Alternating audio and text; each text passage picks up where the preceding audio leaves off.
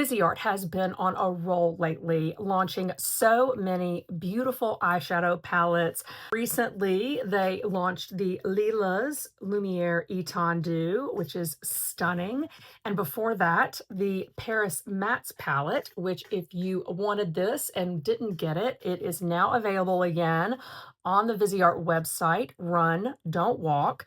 And then, of course, last fall, I believe, they launched the Cyranouse Etendu, which was a huge hit and sold out. When I saw their latest release, the Midsommer Lumiere Etendu, I knew I had to have it. This is quickly becoming one of my favorite eyeshadow brands. So I am really excited to test this out for you guys today. I'm going to give you all the details on the palette. We are going to do in-depth swatches. I'm going to show you those swatches in bright sunlight. We're going to create a look, and then I am going to give you my final thoughts. I hope all of that sounds good to you. If it does, let's get into the details of this palette. So the Midsommer Lumiere Etendu palette is $44. It's described as a collection of 12 twilight-drenched shades from soft fawns to glistening lilacs and matte shimmer and duochrome finishes. If you don't know, this is actually an extension of an 8-pan Petite Pro palette they had released several years ago. So now let's get into those swatches. We have Eglantine, a cool tone, light beige with a matte finish. Mirth, a soft mid-tone brown with a matte finish. Puck, a mid-tone nude rose brown with a matte finish. And then the last one on this first row is our first shimmer, Dewdrop, a champagne nude rosé with a shimmer finish. I am going to build each of these up just a bit more. So this first one, once you see it next to the next shade, you can see the difference there. This first one being much pinkier upside this peachier tone. And then it gets a little bit rosier with Puck. And then Dewdrop gives us that nice shimmer. Getting into our second row now.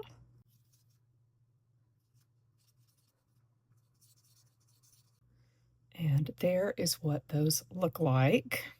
Wow, this one looks really gorgeous. We have Fairy. This is a light champagne pink with a shimmer finish. That's gorgeous. Then we have Orbs, a second skin nude topper. Is that really a nude topper? That has a lot of base to it. Wow, okay. Then we have Titania. This is definitely my kind of shade. That is described as a muted purple gray with a matte finish. And finally, we have this duochrome. This is called Changeling. Ooh, so pretty. That is described as a nude rose with a blue duochrome finish. So there are those four, definitely more pigmented and much more impactful than the first row, but lots of great variation in this palette. This first one here is gorgeous. Man, I'm making a mess. Let's get our last row here.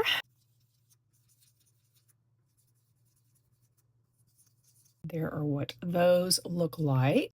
Next one up is Cupidon, which is a light pink brown with a matte finish. Get a little bit more of that. And then we have Perchance, a medium brown with a matte finish.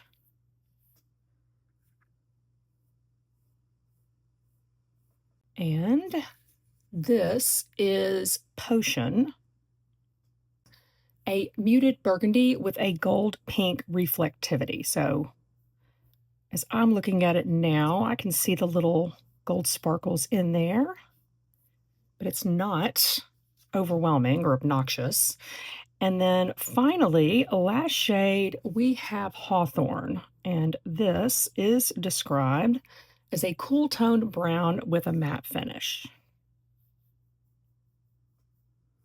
So there we have our total color story. I think it is really beautiful, and I cannot wait to start playing with this palette. All right, guys, I know that I said I was going to do a look, but these shadows, now that I've swatched them, they're so beautiful. I think I'm going to do one look on each eye because I want you to see as much of this as possible, and hopefully you will be able to get a sense from the two looks just how beautiful these shades are. So let me see. Well, I feel like I want to try this shadow here. This is the one that has the little gold flecks in it. And I have a Shoto 03. It picked up quite a bit there on the brush. Let's go ahead and gently lay some of this down just above the crease. Since my eyes are a little bit hooded, I'm not going directly into the crease with this, and I am looking to apply this very lightly and blend it out, and it is, of course, doing so beautifully. That is the hallmark of the Viseart matte formula. I did get some fallout here, just a little bit, not the end of the world. I think you can see the gold flakes really aren't showing up. Just bringing that up in case you wanted to use this and were worried that it might produce sort of a shimmery effect. I am going to grab now this deepest, darkest brown here, and I am going to use my Refer 32, which is this great flat angled brush. And I love to use this brush in the outer corner because it is great at creating a soft, diffused look, because of the fact that it's rounded.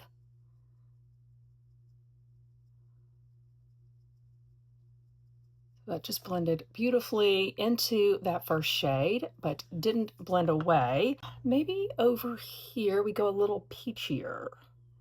Let's see. I'm going to pick up this shade here as my crease shade. This is a Refer 15 Mini. So again, what was I doing? Okay, so picking up this shadow here and doing the same thing, just going above the crease very, very lightly.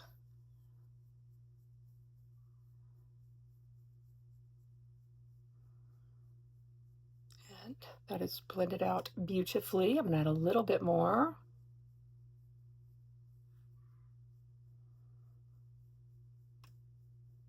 It is a beautiful summer day, very hot. Sunny, not rainy, but hot, hot, hot, and humid, and it is only like 10 o'clock in the morning. So I thought I was gonna sweat to death when I went outside to grab the video of the swatches, and I was chased by a bumblebee. So I didn't add that footage in, but just know, chased by a bee. Okay. I am, for the outer corner now, gonna grab the shadow that is just right next to that one. So this is just a shade that is slightly deeper, and I am gonna use my Refer 01 Mini. Can y'all believe I'm not using that purple gray shade? I'm trying to throw you guys off, okay? I don't want you to just expect that every time you come here, I am immediately gonna grab a purple shadow, okay? I gotta keep you guys guessing.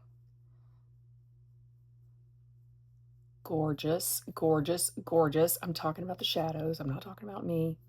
I want to grab a little bit more. I'm just dot, dot, dot right here, just in the very, very, very outer corner. I want to blend this out a little bit more. It may be that we are very much in the territory of daytime look and nighttime look, not planned, okay? It just, these things just happen naturally to me.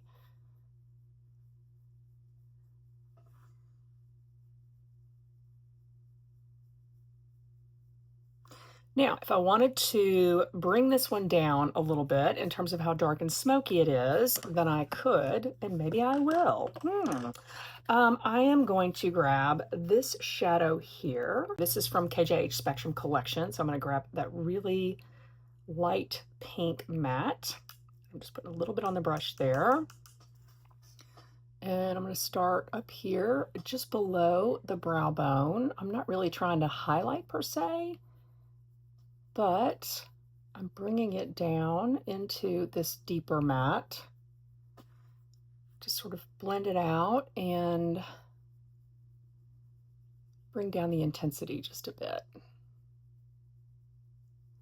You can also use just setting powder to do something like that. So I think we are ready for some shimmer decisions. I think over here, it's the easier eye for me to decide. I am gonna go with this shade here. So let me put some of that on my finger.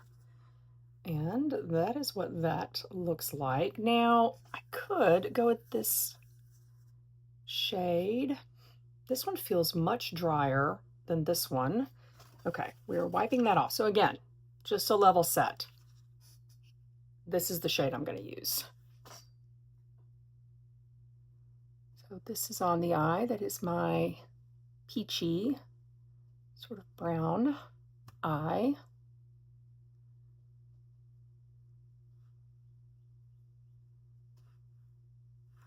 And just sort of brought that almost all the way over to the inner corner.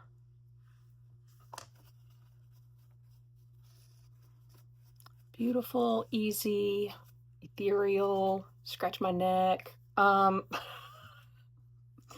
Okay, so now over here, we've got to use the duochrome, right? We've got to. So we are going to grab some of this shadow, and I'm going to pick that up on my finger as well. And that feels very sort of wet and buttery, cooling.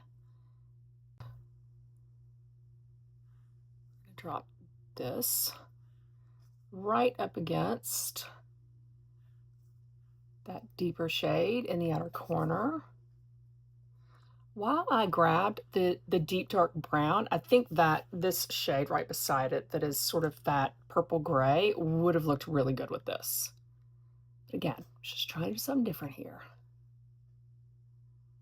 And now I want to grab some of this really beautiful pink shimmer here. And I have a brush from the KJH Spectrum collection. I'm going to pick some of that up. And I really like using a brush when I'm working in the inner corner, just because I feel like it really helps in an area where I want to be more precise. I think that any of these shimmers that I've played with today would be gorgeous just as a one and done. It's great for summer. Just throw that one shade on. Maybe you put on a little bit of eyeliner, some mascara, and your eyes look beautiful and good to go. I want to deepen this one up just a little bit along the lash line. So I'm actually going to grab that deep dark brown that I used in the outer corner over here and a Rephr 03 pencil brush. I'm just dotting this in along the lash line.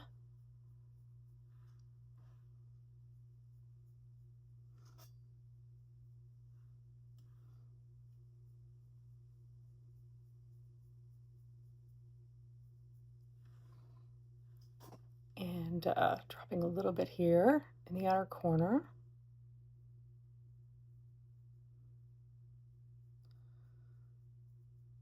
I'm actually going to do the same thing over here, same shadow, just more sort of concentrated at the lash line so that my lashes will look a little bit thicker, hopefully more voluminous when I do get to mascara.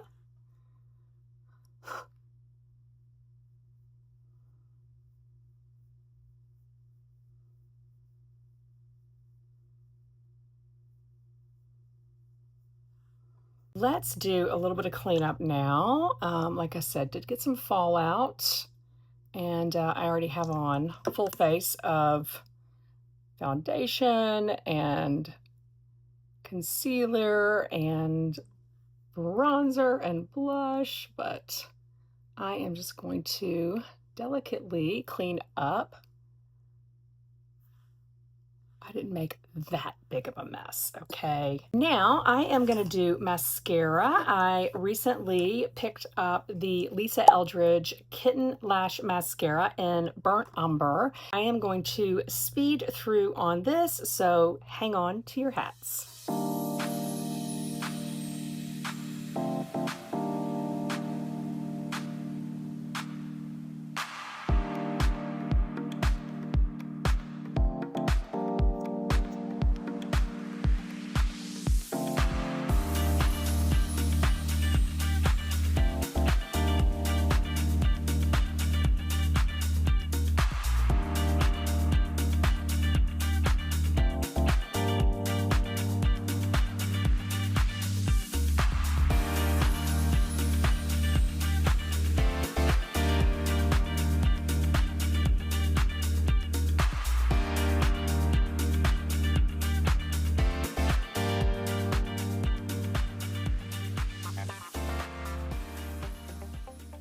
Okay, guys, we have one coat on. I am just going to touch up a little bit with a second coat on the top.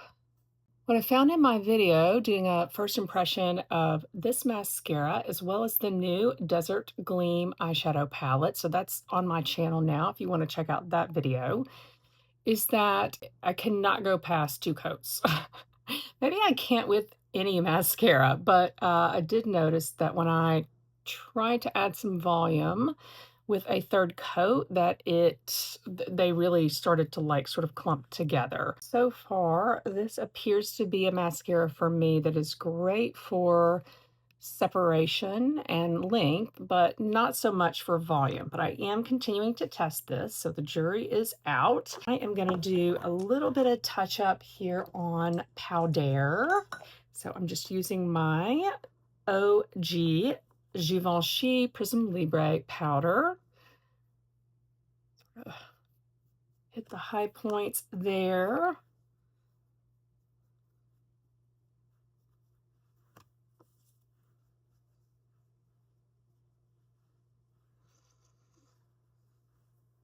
And if I didn't mention, everything that I've used today will be down in the description box below. For blush today and for bronzer, I used the new Hourglass Ambient Lighting Edit palette that I customized. I am just gonna tap, tap, tap some more blush in here with my gigantic Rougher 31 brush.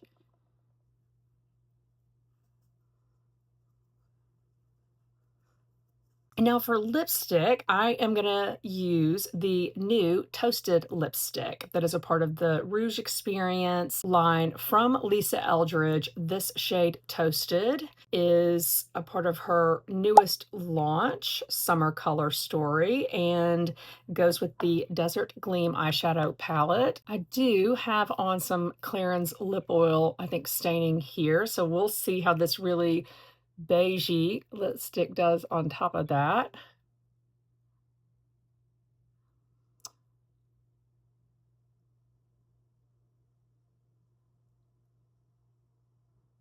That completes our look for today. I really love both of these eyeshadow looks. They are both, I think, very light and romantic and beautiful, which is how I would describe many of the looks that you can create with Viseart palettes. I will continue to play with this, but for now, I would love to know which look you prefer. We have look number 1, which is our deeper, more nighttime look with that deeper outer corner and the duochrome.